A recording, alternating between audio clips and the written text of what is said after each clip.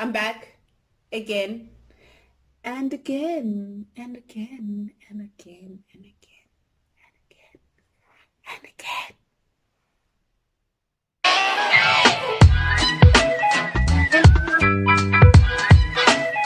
Before we start, I'd like to thank everyone who subscribed to my channel. We've reached over 100, guys. I'm so happy. Thank you so much for the love. This is a big milestone for me. I know it's not much for other people, but for me, this is beautiful. Thank you, thank you, thank you. All the new subscribers, all the old ones, and you watching and not subscribing. What you waiting for?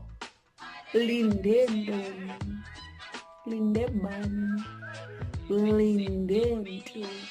Today we are learning your machine. So getting to know your machine, the ins and outs and the what? I don't know. I can't think of anything. Anyway, the ins and outs. So, what I want to show you is basically everything that you see on your machine. And don't worry if you don't have the same brand. Most sewing machines are the same, so you don't need to worry about this is not here and that's not here. Most of them are the same. It would be just one button would be at another place, but you'll know what it is essentially. So now for you to get to know your machine, before we even start sewing, I need to show you how to thread your machine, how to put in a bobbin, how to thread the bobbin itself. So now, don't be scared. Your machine is your friend. She is a little baby. You know that friend of yours that you got to know in primary school? Oh, no. Pre-primary. Before you could even speak properly. That friend. Language barrier and everything, but you could play. So, now, treat your machine the same way. You might have some language issues between the two of you at the moment, but the moment you get to know each other, you speak the same language. Trust me. Anyway, let's get started. I'm gonna start from the right to the left. Okay, so this here is to wind your needle. So it moves it up and down for cases where you want to lift your needle up, and if it's gone through just under to the bobbin, if you want to lift it up, or the thread is a bit stuck or something like that, so you use this. Most of the time you use it to just lift your needle. And then here, this is where your pedal comes in. Your pedal is what you use to work or sew with your machine. So when you press on this, your machine starts working and your needle moves and all of that. So most machines have something like this, Impersol. Some machines, they look different, some it's just a little port, but normally a domestic machine needs this that goes through to the electricity for it to work. Okay, and then here, right here are stitch sizes. So it goes from 0 to 4. So the bigger the number, the bigger the stitch. It's self-explanatory. So you basically, whatever you are sewing, if you want to sew it on a bigger stitch, then you just move this and now it's on 2. So this is the line that gets, this is the line that shows you which number stitch it is. Now this right here, this button here, or this switch, this is the back tacking switch. Some machines have a button, so if you see an arrow doing like a U, or like a U-turning arrow, that's basically what it means. So back tacking is for when you want to secure a stitch. So most of the time it's at the beginning and at the end of every stitch. So when you back tack, it goes front and back and then front again. So you just, when you back tacking, when you press on this, it goes backwards, and when you leave it, it goes back to sewing normally. So that's basically what this is for, to secure your stitch. And these numbers are for these. These are the different stitches that you get on this particular machine. Some machines have a lot of other different stitches, but you will see how your machine is, and basically most of them are on display, so you don't have to go scavenger hunting for stitches that you don't even know.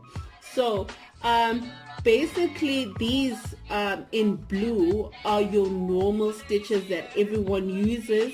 I don't normally use these, even N to Q I don't use much, but RST is your 4-step buttonhole stitch. So basically you can make a buttonhole very quickly in 4 steps. So most domestic machines have this. I will have a different episode where I show you how to make a buttonhole. So the reason why it's 4 steps is R is step number 1, which goes forward. S is step number 2, which goes sideways. T is step number 3, which goes backwards.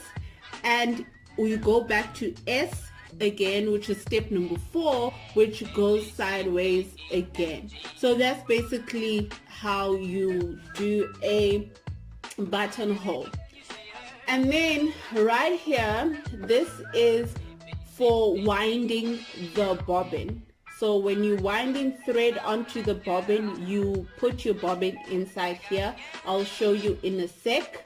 And this is basically to control and also to check whether your thread is full or not. So the more it turns, the more the fabric winds, and as it gets slower, your fabric, wow, why do I keep saying fabric? Your thread is full, but you're gonna see in a second. And these right here are for your thread. Some machines have it horizontal, but you'll know when you see it. This is for threading the machine, and I'll show you that also in a second. And this is also where your thread goes through. This is to set tension for your thread, whether your thread moves loosely or tightly, depending on how you want it and which type of material you're using. So this helps with your tension for your thread. And then when you go down here, this right here is your needle. Your needle is operated by this, so you can, when you want to remove your needle, you see when you operate it with this, as I said earlier. So if you want to remove your needle, you just unwind this thing here and then remove your needle. So your needle is out, and yeah. So now when you want to put your needle or a new needle back if it happens that your needle breaks, your needles are usually flat at the back, and here at the bottom where the hole is, there's usually a curve. So this, you know, that is facing the back of the machine. Just make sure that you always remember that. And when you put it back on, you just face the flat side of the needle, and the top side should be the flat side and the bottom side should be curved.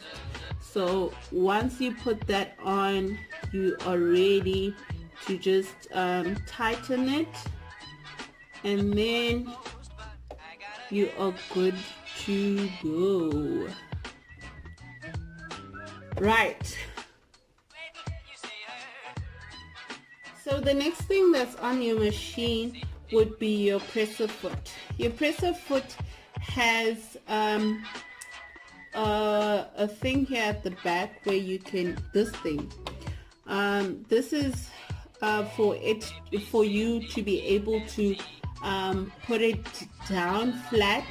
This also helps with moving your fabric, because the teeth here below help with moving your fabric. And if you sew with your foot up, then that means your stitch won't be tight, it will be very, very loose, or it won't sew at all. So just make sure you always pull it down. In some machines it's over here on this side, but yeah, so that's basically what you need to know. I'll show you the different other foots that there are just at the end of this.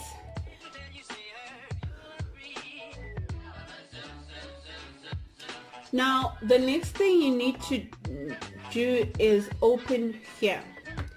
And yes, most machines have this little, I don't even know what this thing is called. I think it's like storage or something, I don't know. I don't use it. So you just open this, and this is where your bobbin case and your bobbin is. So your bobbin and your bobbin case are two different things. Okay, these are the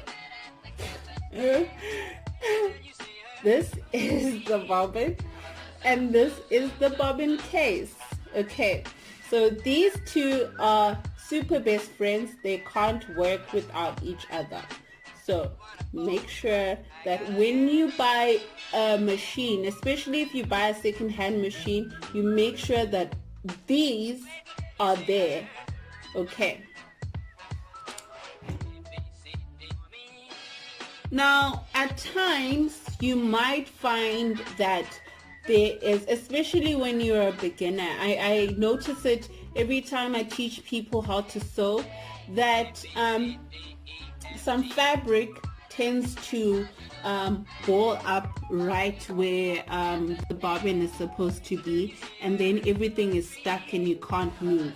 Now what you need to do is just flick these two open and then let that fall, and remove this and cut whatever excess thread that there is, so that you can continue sewing. Now, I know that it's pretty scary to just open things that you don't know, but when you put this back in, put it exactly like this. So it has to mirror this side. You see, this is half a circle and this also is half a circle. So most of the things on your machine are like super best friends. They come in pairs, and sometimes there's a third wheel, but they work. Now, when you put this back on, make sure that this hole is facing up and also this side is facing up. These are the signs that you know that you are doing the right thing. And also, if you see that this little thing here that's facing down. So you just put that back and then put those back and you're good to go.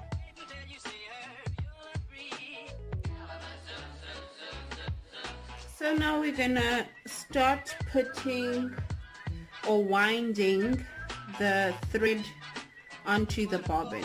I've got a little bit of thread here, so I don't want to waste it, but let's just pretend that it's an empty bobbin. Okay, so when you look at the bobbin here, you see this square thing right here.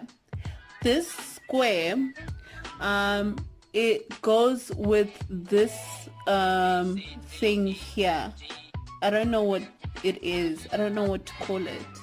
So when you put your bobbin in your in that hole, make sure that that is aligned to it. You just put that aligned with that, just like that. Okay, now you take this up and you put your thread. Your thread now needs to come hook over here, excuse me, and then you just wind it a bit onto your bobbin. To secure it, I like to put it underneath the thread so that it doesn't unwind while you're pressing your foot, okay, while working your machine. Okay, so in order for your bobbin to wind, you need to push it to the right, like that. And if you don't, then nothing is going to happen. Let me just show you what I mean. If you don't, the only thing that's going to happen is your machine is just working. Okay, now what you need to do is push it to the right towards this white thing, and then just press on your foot, and then your bobbin will start moving just like that. So you can do it as fast as you can and basically at your own pace. Okay, so that's how you can do it as fast as you can at your own pace. It really doesn't matter. So that's basically how you thread your bobbin. But you need to understand when your bobbin is full. Okay, so most machines, when your bobbin is full, it makes a clicking sound, right? And also you will notice that if you have been pressing like this, your bobbin is moving quite fast. The moment it moves slower and slower until a stop, that means your bobbin is full. Okay.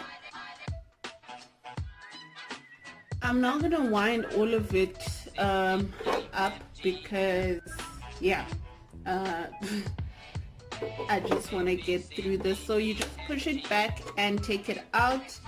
And now I'm going to show you how to put it into the bobbin case and where it's supposed to be.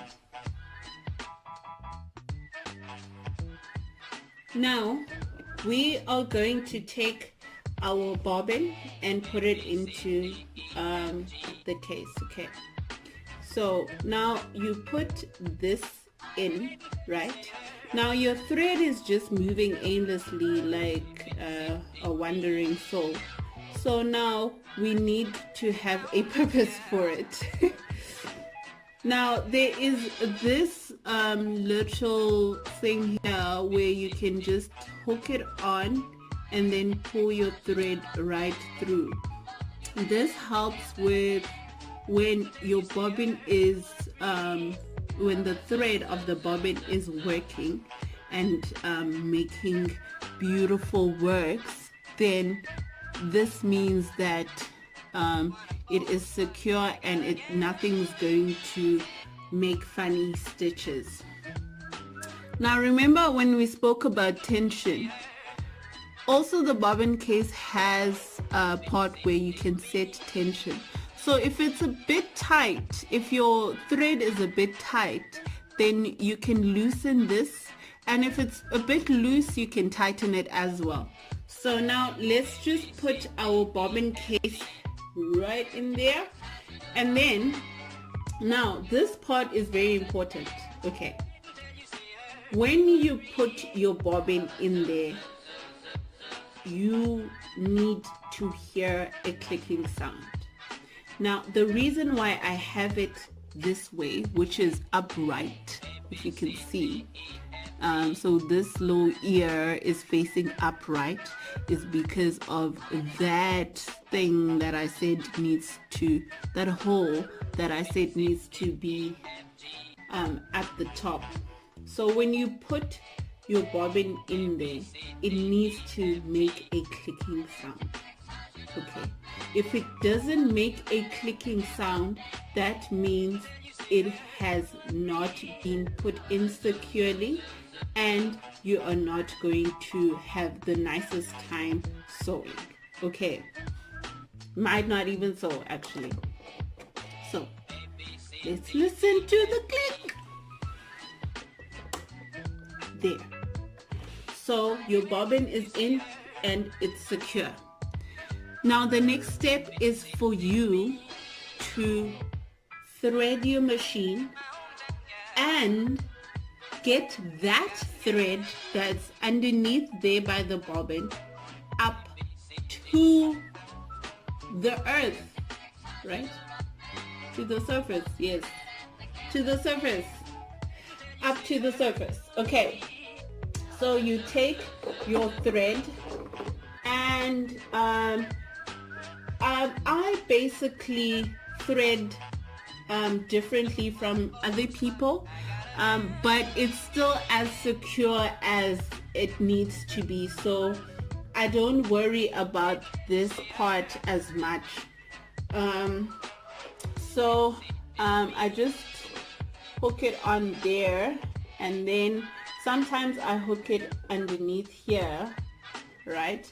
And then you pull it through to where I said this was the tension, if you remember. So I took out this screw here so that we can see what happens inside. There's a little bulb here that serves as a light. So after you come down here, you will loop right over here. Now another thing, most of your machines will show you how to thread, like here. This diagram here is showing you how to thread, so you don't need to think that life is going to stop just because you can't thread. Most of your machines show you how to thread, and your manual, plus you can Google, or you can just watch my videos. Anyway, so you hook it up, and then we go upwards, and then we come hook it here, and then we go down again, and we hook it right by the needle before we put it in the needle.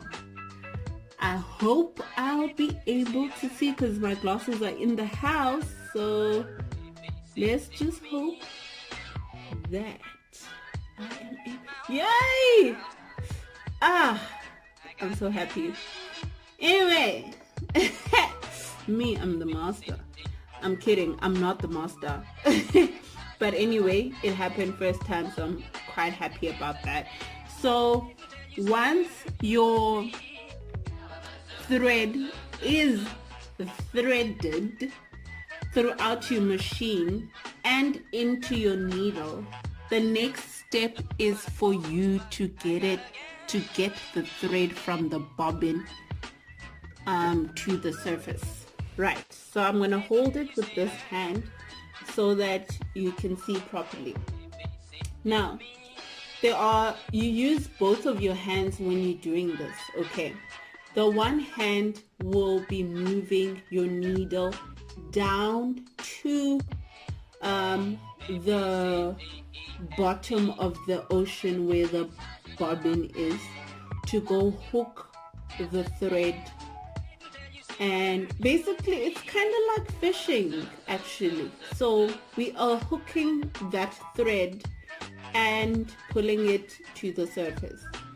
Now there are two things that you need to do. When this is winded down like this, okay,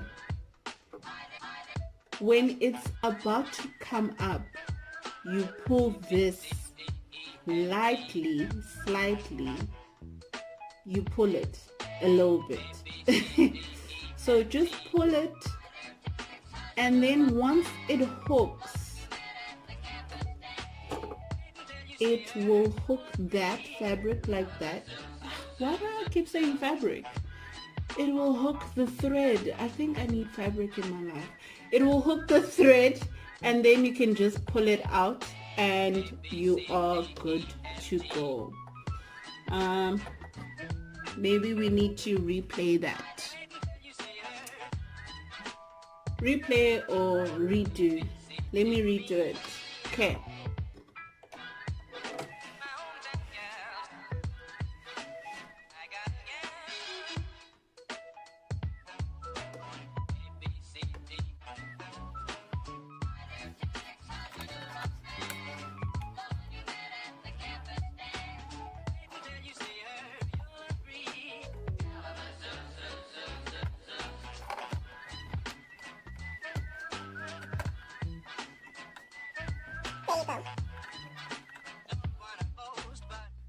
And now your machine is ready and you are ready to sew. You just close that and you put this back on and you are ready to sew. You just switch on your sewing machine, the light comes on. Okay, yeah, some sewing machine you might switch on the plug, but they usually have an on and off button, so don't worry if the light doesn't come on immediately. That means that your machine either doesn't have a bulb or you need to press the on button. Okay, I hope you enjoyed that, and I hope now you'll be able to thread your machine, thread the bobbin, put the bobbin in, and all of that, and all of those nice things. Now before we end the video, I just need to show you a couple of other things that I said are quite important on your machine. Okay, so besides the bobbins and your foot and all of that, you get the zip foot, right? The zipper foot helps with putting on a zip. So the reason why it looks different from the normal presser foot, if you can see there, they look different because the zipper foot has this space on the side so that it doesn't press on the zip teeth as you sew. So you are able to sew as closely as possible to the zip, and it looks very neat, unlike when you are using this one. I know a lot of people who use this foot to put on a zip, right? And it sews very far away from the zip because it's not like this one. So if you've been sewing your zip with the normal foot, try this one and see how it works. So basically it hooks on either side of so the left or the right, depending on which side the teeth of the zip are. So if the teeth are on the left, then you sew on this side. If they're on the right, then you hook it on the right side. It's that simple. And then this foot is for your buttonhole. Okay. As I said, we will do an episode where I show you how to make a buttonhole, and we'll be using this foot. Just make sure if you don't have it, make sure you try and get one, and yeah, we'll work on it together. Okay, now I have 2 pairs of fabric scissors. The reason why, and I always stress it on my videos, that your fabric scissors are your fabric scissors. They don't cut anything else, they just cut fabric. I've had this pair of scissors for 10 years. It's never been sharpened. It cuts perfectly. I got this one as a gift, so people give me with scissors. Anyway, and then I have my paper scissors. Okay, this is for when I make patterns and all of that. I cut my patterns with this, and everything else that I need to cut, I cut with this. And this one here, I've had this also for 10 years, since varsity, and this helps me when I need to make little nibs on fabric. You know, when you're making squares or a curve, and then you need to do those little nips on there. It helps me with that. It helps me when I'm sewing and I need to cut thread, because you know, if you gonna keep doing this with your thread, you might finish tomorrow, darling. You need to get yourself this little thing. Anyway, yes, so these are the things that I find very useful here in my sewing room. And another thing that you need to know is that there are different needles for the different uses. Okay, so you have your lightweight, your light duty needles. Those are for your silks and all of your delicate fabrics. So you need to at least have just maybe 2 or 3 of them. You can buy this thing that comes, I think, how many? 5. You get 5 of them from this. So you can buy these, and it would be so basically the needles that you need to have are light duty, medium, and heavy duty. So if you're going to sew things like denims and things like that, then you need heavy duty needles, because denim is fine if you're sewing 2 layers, but as soon as you come where maybe the collar is and you're putting interfacing and maybe the cuffs and things like that, so you need to understand that you're not only sewing with 2 layers all the time. It could be 4, it could be many layers, and then you end up breaking your needles over and over again because you're using the wrong needle. So make sure that you get the right needle. And also, when you're at your fabric shop, right, at your fabric store, and you want to make something, some people at the fabric store are actually skilled seamstresses. They will tell you what you need for what. Okay, don't be scared to ask. Asking will save your life, right? Yeah, that's I got so serious. Anyway, thank you so much for joining me today and watching and learning and doing all the nice things with me. Thank you so much. Thank you. And don't forget to subscribe and like and comment and do all the nice things. Thank you. Mwah. Bye. I'll see you next time.